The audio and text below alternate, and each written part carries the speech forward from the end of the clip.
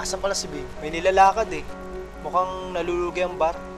Kinukupitan yata nung baklang Pamela na yun eh. Utos yung baklang yun. Pati ba naman si Babe, ninakaw niya?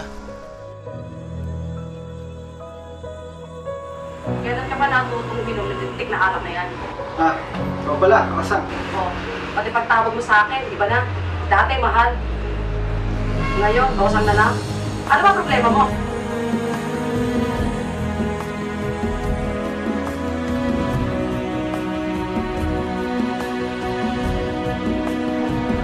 Pare, pasama naman. Mamaya ka na, malapit ako matapos maligo eh. Hindi ko siya sanay may kasama maligo.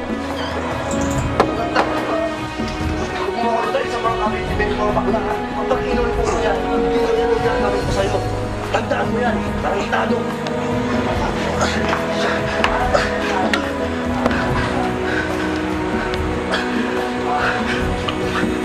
Hindi lahat ng tao makakaya. Hindi pa kilala si Mike. Kaya huwag ka mag-ilusyon na makakapin mo siya.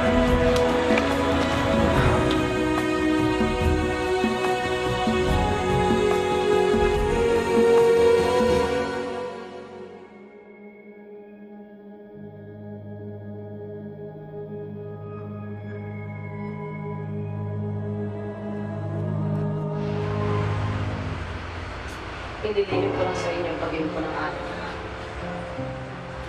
Dahil ang paglihim ko kay Martes sa katotohanan kung sino siya at ano ang katotohanan sa kanya. Tumigil ka, baka marinig ka ni Marites. Mama, anong lihim yun? Marites,